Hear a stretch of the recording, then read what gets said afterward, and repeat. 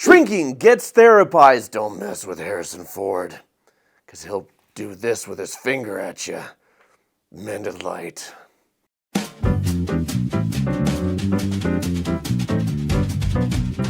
All right, looking at Season 1, Episode 2, Fortress of Solitude. Some interesting dynamics going on here. Jimmy, the therapist played by Jason Segel, mourning the loss of his wife, has just gone rogue as a therapist. And instead of focusing on fixing himself, he's focusing on fixing his clients. What's wrong with that, you say? It's that he's taking the reins and telling people what to do and crossing boundaries that aren't meant to be crossed as a therapist. He's befriended one of his clients, Sean, takes him to an MMA gym, takes him to his daughter's soccer game, where the husband of one of Jimmy's other patients punches him in the face because he told that guy's wife to leave him. And then Sean starts hitting this guy to protect Jimmy. And now the police are involved. And Jimmy really, really wants to keep it from Paul, who is the head therapist of their clinic. I was fine, but my patient's husband got up. What? What happened to you? I fell, man. How? How? I got these new shoes here, and they got no grip. Should have got one. Lying. These non-grippy shoes. Got punched in the face. You up? So you fell onto your eye. Yes. Oh, you got very close to me. Okay. Because of your non-grippy shoes. Yeah. Yeah. Right on it. Paul smells a lie. He's been doing this for a long time. Cartoon, That's Paul. crazy. Well, no. And then he went right into a side table. Do you have any side or little tables, Paul? I do. That's cool. Do you have a TV where you can just watch tennis Is it one matches of the with old people? ones, the deep old square ones that are very heavy? Like a Zenith? Look, I don't have people in my home. It's not that I'm antisocial. I'd argue that that's the definition of antisocial. It's not. You do this to shame me because I'm a somewhat private person, but it just strengthens my resolve. Somewhat private. I've known you for years. I've never been inside your apartment, house. I have no idea. Never met your daughter. Yeah, what is she like? She lives in Connecticut. That's him opening up. Wow. It's like she's in the room. Look, I'm pro boundaries. I'm always there for my patients, just not for my very needy colleagues. Oh, No. That was you. No. He meant you. I'm sorry about her, Paul. My family is for me. My home is my fortress of solitude. Fortress of Solitude should be the name of your memoir. I'm never going to tell you the name of my memoir. Very spicy today. Well, he's mad because I said memoir, and clearly it's Memoir. That would make a lot of memoir. people mad. Yeah. This is my pee, Paul, and this is my memoir. I love that Paul breaks at the end. And he's exasperated with his colleagues, but he's like, okay, that was pretty funny. So Paul is pro boundaries. You don't get to know about my family. You don't come over to my house. Why? Because I'm there for my clients, but I have my fortress of solitude. Different therapists have different boundaries. I've worked in clinics where we had parties where I worked at a clinic once where I threw a Halloween party, and a lot of my colleagues came to the Halloween party. I've also known people who are like, you know what, when I go home, that's for me. That's where I recharge. I don't really invite anybody from work into there because I need to arrive refreshed every day for my, they say patients, I say clients, but whatever. I will say, though, that Jimmy has a habit of lying to Paul, so maybe there's a reason why Paul doesn't want to let him in. Also, they got the definition of antisocial wrong. At least therapists, when they talk about antisocial, they're talking about antisocial personality disorder. And that doesn't mean I don't like to socialize or go out or I'm introverted. Antisocial personality disorder means I am anti-society. It means I'm anti-rules, anti-laws, and that I don't have compassion or empathy for other people.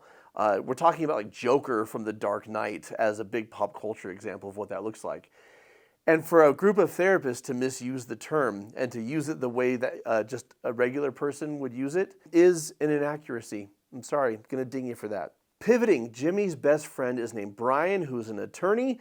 They haven't spoken in a year. At this point, we don't know why. I wanna talk about grief and shutting people out and pushing people away, but let's plant the seed.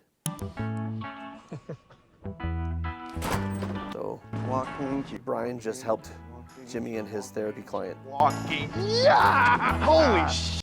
That was incredible. Love threatening bullies. That guy's a bully, right? Yeah. We destroyed them. What'd I tell you? Everything goes my way. He says that a lot. It's kind of my mantra. Everything goes my way. Killed that man. How often do you do that? Never. I'm an estate attorney. That was the biggest rush of my life. I am Atticus Finch. I am Juliana Margulies. This had to do with assault. I am Elle Woods. We should do something. I'm Elle Should we go Woods. clubbing? It's 2 p.m. Should we get ice cream? Yeah. Oh, guys, I can't. You never say no to ice cream. I know, but I gotta get back to work. But Brian, truly, incredible. Thanks. Well, wait. We're playing pickleball tonight. You're coming, 8 p.m., same place, be there. I can't. Come on, man. It'll be like the old days. I know. Aren't y'all like best friends or something? What'd you do? I don't know. After Jimmy's wife died, he pulls away from his best friend Brian, and Brian doesn't know what he did or how to make it right. I'm not going to talk on this a lot right now. I will later in this video when we resolve this. But it's hard. It's hard to know how to be there for people who are experiencing a loss, and sometimes it's hard to let people in when they want to be there for you. Again, we're going to circle back to this in a moment. But first, Paul, who's all about boundaries, is secretly talking to Jimmy's teenage daughter because Paul is an old family friend. She's grieving. Her dad has been so wrapped up in his grief that she hasn't really had as many people to talk to. But Paul has been there for her. Jimmy's trying to reconnect, and her friends are trying to get her to act out with drinking and hooking up with guys. Summer's so dumb. She wants me to go to this thing called Drinks Under the Bridge. What is that? It's where they go and have drinks under a bridge. Oh, well, then it's a very good name for it. They just all act so immature. Well, they are immature. They're teenagers. They haven't been through what you've been through. Losing your mom. They're lucky. For now, nobody gets through this life unscathed. Not you, not me, Mr. Shaky Hands. Everybody suffers. You're left with a choice. Are you going to let your grief drown you? Or are you going to face it and come through the other side? Great question. I just miss her. And no one gets it. I know someone who does. He's tall and he calls me too much. Nice shot. He wants to do dinners now. What a I can't just all of a sudden pretend that everything's okay between us. Between her and her dad. to fake it till you make it. Play the part of his daughter for give it an hour. An hour? I've decided therapy sucks. This isn't therapy. These are just chats that your dad should never know about. Why not? Because he'll make a big deal out of it. And he'll want to hug me or something. Yeah, he would. So what do you think? One dinner. Go get some sandwiches from that Nashville chicken place. And then afterwards, you can go by the bridge and judge some stupid teenagers. Summer just wants to go because we'd be celebrities. Why? Dude, the soccer game. Dad's psycho patient started that crazy brawl, and now it's all anyone wants to talk about. Lots going on in the scene. First of all, Paul, of course, figuring out here at the end that Jimmy's been keeping secrets from him, that there was a fight at his daughter's soccer game. Also, that Jimmy brought a client to his own daughter's soccer game. We're going to talk in an upcoming Shrieking video about dual relationships when therapists and clients have relationships beyond just that relationship and why that can be problematic for everyone involved. But Paul knows that Jimmy's been crossing ethical lines. Paul also knows that if Jimmy found out that he's been talking to his daughter, he wouldn't be mad. He'd be grateful, and Paul doesn't want to have to deal with Jimmy's gushing. Paul gives great advice here. In my opinion, he's the best therapist on the show. Actually, I need to see more of Gabby in action. She might be the best. But right now, Paul's the best therapist on the show. This advice of fake it till you make it is so cliche, but there is truth to it. What I like to say is that the behavior precedes the emotion. That sometimes you don't have the motivation, you don't feel like it, or you just don't have the feeling, the emotion that would normally go with something. And I tell people that you can't wait until you feel better to do things. You have to do things to feel better. Alice's relationship with her dad, Jimmy, is strained because once the wife and mother passed away, they each kind of went into their own grief corners and weren't there for each other, and now Jimmy's trying. I love when Paul says, just make a small effort. Get some chicken, have dinner one night. Just let it happen. This is wonderful advice, and it's not therapy. She says, I've decided therapy sucks. He says, this isn't therapy, these are just chats. And it's true. I do not have dual relationships. In other words, I don't do therapy with my friends. I don't do therapy with my family.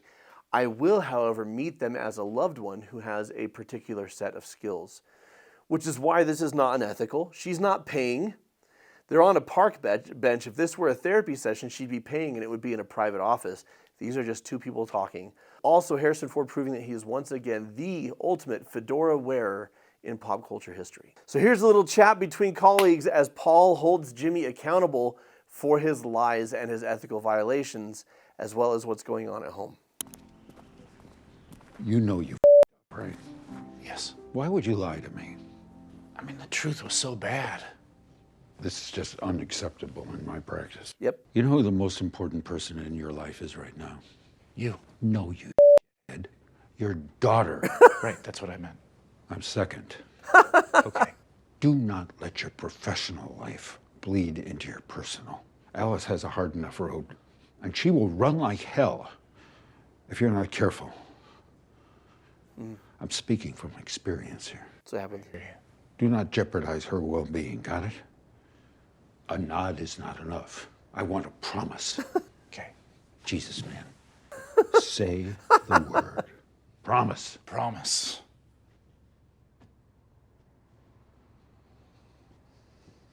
Paul's exasperation with Jimmy cracks me up. That is the exact same energy of one of my therapy supervisors when I was in graduate school, trying to have talks with me to keep me on the right path.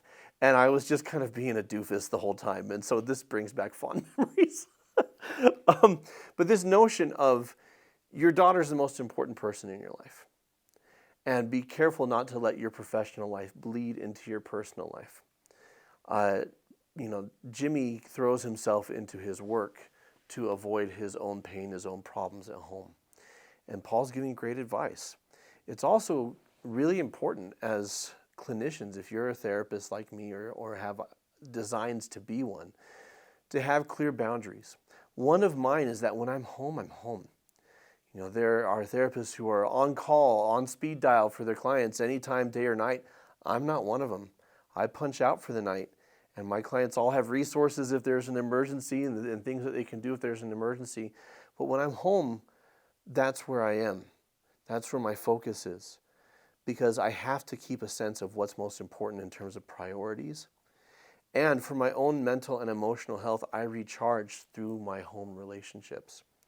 Of course, Jimmy is going to not heed Paul's advice, which we will see in future episodes, as he continues to blur the line between professional and personal to a dangerous extreme that this lighthearted show acknowledges, but perhaps doesn't fully explore. But now let's take a look at Jimmy and Brian. Why did Jimmy pull away from his best friend for a year after his wife's death? This, to me, is one of the best written scenes I've ever seen on a television show, and we're only 2 episodes into this show. It can't be real. What are we even doing?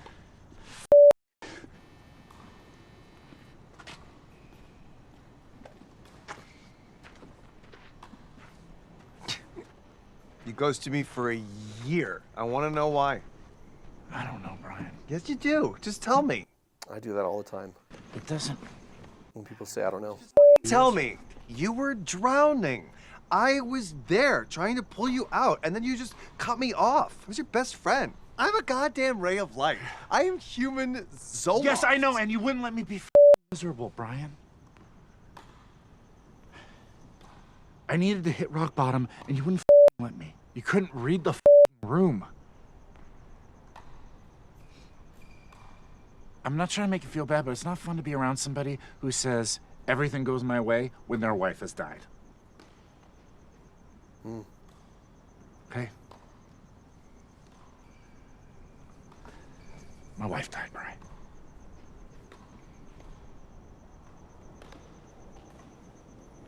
I never said everything goes your way. Oh my God. I. That's my thing. I'm sorry. Sorry. I have to go. It's okay. Love you. I love you too. See you in a year. Yourself. You wouldn't let me be miserable. My wife died. I needed to hit rock bottom, and you wouldn't let me. Brian, he's like, I am a ray of sunshine. I am human Zoloft. He reminds me of the character of Joy in Inside Out. Before she recognizes the value of sadness, just trying to make everything happy, joyful, look on the bright side, nonstop. And I do think it's important to come to a place of joy. I do think it's important to try and look at the silver lining of things.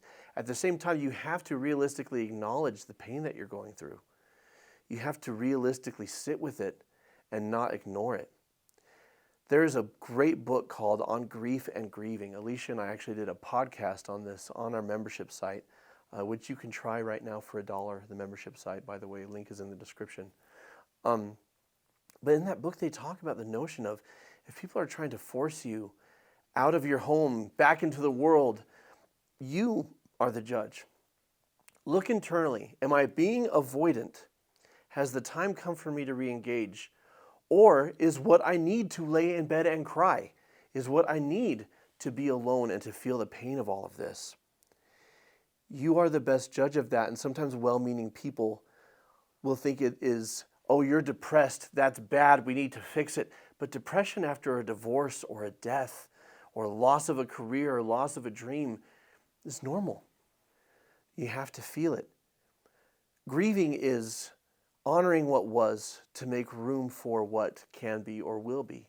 But part of honoring what was is mourning and feeling the sadness and the emptiness of its loss. And I love that Brian finally sees it here with Jimmy. Shrinking, I'm loving it so far. It's iffy in its portrayal of the world of psychology and therapy, but as a human drama, it's fantastic.